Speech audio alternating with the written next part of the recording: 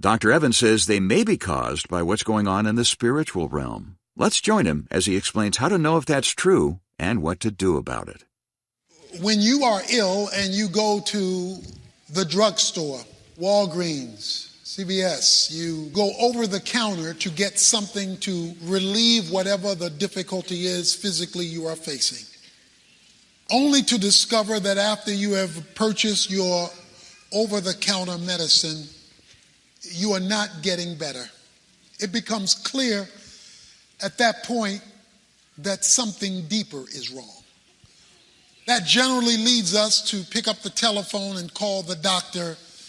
The doctor then does a battery of tests because he or she is looking deeper to discover the root of the problem. And having discovered the root of the problem, the prescription that they give is usually quite a bit different and a lot stronger than the over-the-counter efforts we tried to resolve our own problems. We need a professional analysis and a professional solution to problems that we ourselves can't fix. I would like to suggest to you that for many people, there are exceptions, but for many people, the reason why they are not getting better and not experiencing victory or deliverance is because there has been an undiagnosed reality operating in their life. And that undiagnosed reality is the reality of demonic oppression. Now, grant you, this is not a popular topic, especially to the educated Western mind. We have educated ourselves out of spiritual analysis. We have become sophisticated in the West so that the subject of demons are really cast out to third world countries, people who do not have the scientific advancement or the educational astuteness to be able to resolve problems as we can with all of our sophisticated technology and understanding. And it is because of our failure to understand what demons are and how demons work that they're free to operate in our lives and in our circumstances, keeping us hostage while we still go for over-the-counter solutions. So if you will allow me this day to leave the counter and go visit the doctor, and you can determine whether you or someone you know is dealing with something much deeper than mere casual analysis by people who do not understand the spiritual realm at work. Now, throughout Jesus' life and ministry, he had to deal with demons. When you read the four Gospels, Matthew, Mark, Luke, and John, he is constantly confronting physical realities with spiritual causation, demonic influence, oppression, or possession, where demons had infiltrated a situation, bringing destruction to a life or to a community because they were undetected or unaddressed. One of the more famous encounters of Jesus with demons is in Mark chapter 5. So that in case you are dealing with a demon in your life and did not know it, you can become both aware and acquainted and seek to address that undiagnosed cause of everything else that may be wrong. Jesus has crossed the sea in verse 1 of chapter 5 of Mark. He gets into the boat, and immediately a man from the tombs with an unclean spirit met him. He had been dwelling among the tombs. No one was able to bind him any more, even with a chain, because he had often been bound with shackles and chains, and the chains had been torn apart by him, and the shackles broken in pieces, and no one was strong enough to subdue him. Constantly, day and night, he was screaming among the tombs and in the mountains and gashing himself with stones. you and I would say he's crazy. He is destroying himself. He is unclothed. He's walking around naked. He's isolated from family and friends and living among the dead because he lived in the tombs, the graveyards. He's screaming with the loudest scream that you would ever want to hear. We would say that man's elevator doesn't go all the way to the top. We would say he's one fry short of a Happy Meal.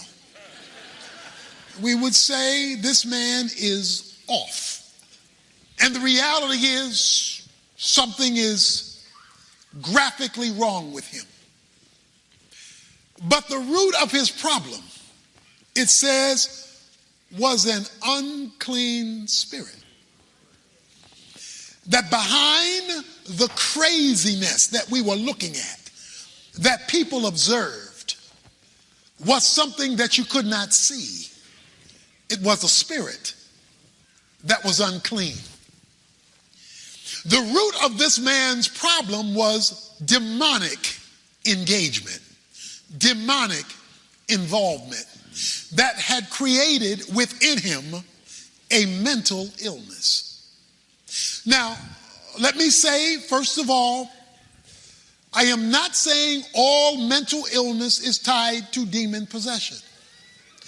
What I am saying is some mental illness is.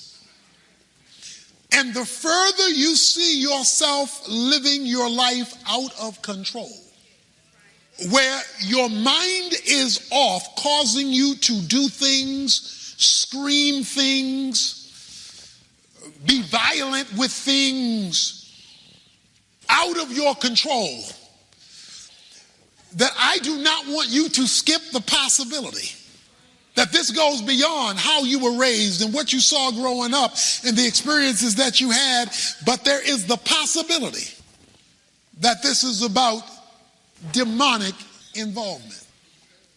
Now, it's not that folk didn't try to help this guy. We're told they tried to shackle him, they tried to chain him, they tried to control him, they tried to manage him. And every time they tried to do something to control the anger, the outburst, the craziness, he shook it off. In other words, society couldn't help him. People couldn't help him. Programs couldn't help him. No matter what they tried to do, he shook it off, dismissed it, rejected it, broke free from it, because the demons were so much in control that other people couldn't bring him under control. When you see yourself or others living an out of control life, this is not an out of control moment. This says day after day, night after night. In other words, crazy was his lifestyle. It was the way he operated. Then you must at least investigate whether you are dealing with demonic involvement. Now, the demon is described with his nickname, an unclean spirit.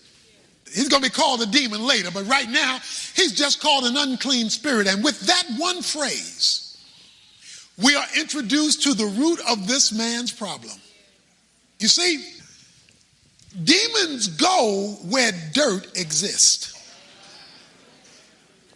Dirt, unrighteousness, sinfulness being practiced in a life is an invitation for demons to join you, because they are unclean spirits. So they look for things that are unclean in order to be at home. They are drawn by that which is against God, perceiving it to be an invitation. You do not have to give roaches a formal invitation into your house. You don't have to say Roach Motel. They will assume if you've left enough trash long enough that they have been invited. You do not have to give mosquitoes a formal invitation into your yard. Just leave stagnant water long enough, and they will assume by the fact it has gone unaddressed that they are welcome in that vicinity. You do not have to tell rats and mice that your home is their home. They will assume that if you allow things to go day after day, week after week, and month after month, that they have been welcomed there. The point is, you do not have to give demons a formal invitation. You don't have to say, Satan, send your messengers to be at home in me. They will assume by the dirt in our lives that they have been welcomed into the house of our being, because they are by nature unclean spirits. So they look for uncleanness to make themselves at home. And when they come and infuse themselves through either influence, oppression, or domination and possession, they amplify what is already unclean. So what is already unclean becomes dirtier by the demonic engagement, activation, influence, and expansion of the dirt. Dr. Evans will continue our message in just a moment with more warnings about the damage that dirt can do and advice on how to clean it up. First, though, today's message is part of his current series, U-Turn. This 12-lesson collection explores ways to reverse the consequences of spiritual failures you may have experienced in areas like addiction, sexuality, financial responsibility, and more, including problems you've heard were irreversible. U-Turn will show you how to get your life headed in a new and healthy direction. So we're offering you this entire collection as our thank you gift when you come alongside Tony's ministry with a contribution of any size. We depend completely on your support to keep the alternative on this station, and this is one way we can show our appreciation. But don't wait, this special offer ends tomorrow. Again, you can make all the arrangements at tonyevans.org or give us a call at 1-800-800-3222. That's 1-800-800-3222. Dr. Evans will have more of today's lesson right after this. Coming up April 17th through the 20th, the Urban Alternative is hosting a pair of conferences that can change your church and the community you serve. The first is the Kingdom Agenda Leadership Expo, designed for your church's entire ministry team. It features a special track on how to implement the revolutionary Adopt a School program developed by Dr. Evans, along with real-world answers and insights from members of his leadership team in areas like children's ministry, worship, media, administration, and many more. It is going to be a powerful time of training, equipping, challenging, and fellowshipping for everyone who has a responsibility in the local church to equip you for more impactful ministry in your church and to your community. The expo is followed by the Kingdom Agenda Pastors Summit, just for senior or assistant pastors and their wives. You'll spend time with Tony and his wife Lois and enjoy powerful teaching from Jeffrey Johnson of the Eastern Star Church and Mark Bailey of Dallas Theological Seminary. You'll be encouraged, you'll be motivated, and you'll be sent out to do what God's already called you to do and be faithful doing it. The Kingdom Agenda Leadership Expo is coming up April 17th and 18th, followed immediately by the Pastors Summit from the 18th through the 20th. Space is limited, so don't wait. Get the details and make your reservation today by visiting tonyevans.org or call us at 1-800-800-3222. You see, mosquitoes bring other problems when they show up around the dirt. Mice and rats and roaches bring other problems when they come around the dirt. And when demons see that there is dirt in our lives, unaddressed, that goes on and on and on and feel like they have been invited, they come and they make worse the dirt already there. So the problem that many people are facing is not only the dirt that brought them, but the expansion of the dirt by the demons who've been welcomed to the dirt by the existence of the dirt that has gone ongoingly unaddressed. So you can go from a bad habit to crazy. Not because you're doing worse, but the demons have made it worse. And that means over the counter won't work. Because it's a spiritual issue, because we're dealing with demonic involvement. Now, our problem today is if you are sophisticated, then you will dismiss this as something that belongs in a country way out there where they worship stones and rocks and trees. But in the New Testament, Paul says in 1 Corinthians chapter 10, in verses 20 to 22, that even Christians in the church can eat at the table of demons. Even though we're in church, we regularly have meals with the devil. And we don't even know he's been invited to dinner. Paul goes on to say in 1 Timothy chapter 4, verses 1 to 5, that the demonic world feeds on lies. The demons, the ones who followed Satan in his rebellion against God, or the unclean spirits, gravitate toward lies. That's why it is in their interest to keep you from the truth, because they feed on lies. He calls them in 1 Timothy 4 the doctrine of demons. That is, the teachings of demons, which are the lies, they feed on that. James chapter 3, verses 13 to 16. James says that earthly wisdom is demonic. When you take man's view over God's view, what you've just done is invited demons into the situation, into the discussion, and into the infiltration and infestation. And this man's life has been taken over by the demonic, and he is now out of control. He's gotten worse and worse and worse. And I would like to submit to you things in our lives that are dirt, that go unaddressed, ongoingly unrepented of, invites demons.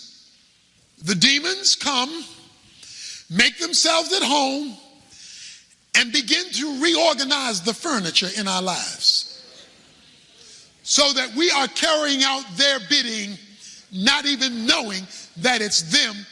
And the way we know it is, it's getting worse and worse and worse, even while we're taking over-the-counter solutions. But because it's unseen and unfelt in terms of the spiritual nature of it, it goes unrecognized, unaddressed while we come to church. Because there's something else going on. This man, however, sees Jesus in verse 6. From a distance, he ran up and bowed down before him in worship and submission, which creates a problem. Notice verse 7. And shouting with a loud voice, he said, "What business do we have with each other, Jesus, Son of the Most High God? I implore you by God, do not torment me." So what the man does is he drags his demons to Jesus, because the demons are inside of him. They're controlling him.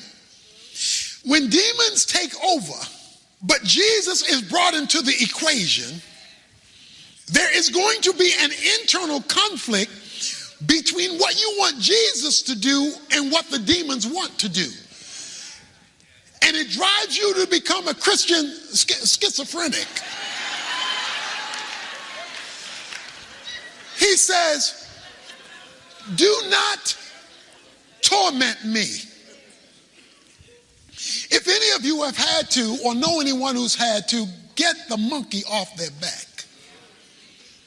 This is typically done with drug addicts when they're trying to get rid of the drug addiction, and they're put in a room and somebody's either sitting there with them or they lock them in the room to detox them. And they go through a period of torment. They're sweating and they're curled up. You've seen it in movies. They're screaming out because they're trying to get the toxins out of them. But before things get better, things get worse. They go through a tormenting phase to get the monkey off their back. And it is in this tormenting phase that this man drags his demons to Jesus, and he's now wrestling because the demons want to know why you bring us here. We don't want this. Don't you torment us. What is the torment? Here it is. The spiritual is meeting the spiritual. They're now faced with the Son of God. So now the problem and the solution are facing each other. See, as long as he's just hanging out in the tombs, as long as he's just dealing with social structures trying to make him feel better, the demons are at home and he just so crazy. That's all he is. He's just being his crazy self. But now that he's been confronted, the spiritual with the spiritual, there is now a conflict inside of him that is erupting between the Jesus he's bowed to and the demons that do not want their lifestyle interrupted. So he's in a personal conflict. For he had been saying to him, "Come out of the man, you unclean spirit." Verse 8, come out of him. Well, the demons don't want to come out. They don't want to come out, so they're holding on for dear life. You're tormenting me because you're trying to pull them out. You got me sweating. You got me going through conniptions because you're trying to pull them out and they trying to stay in. And I'm caught between bowing before you and this inner pull that will not let me go. You ever been there? Standing before the Lord, wanting to please the Lord, desiring to please the Lord, but that thing in you keeps pulling you back. Well, that thing in you is bigger than a desire. Quite possibly, it could be the demons that do not want to leave. But the demons in our passage do wind up leaving, and Dr. Evans will have that part of the story for us tomorrow, including some interesting observations he makes about where they wind up going. Right now, though, if you want to do some deeper study on finding freedom from the influence of the devil, along with the flaws and past failures in your life, don't forget to request your copy of Tony's current 12-message teaching series, U-Turn. As I mentioned earlier, it's yours as our thank you gift for any donation you make. Just visit us at tonyevans.org before this special limited-time offer runs out tomorrow. Or call our 24-hour resource center at 1-800-800-3222 and let one of our team members help you. That's 1-800-800-3...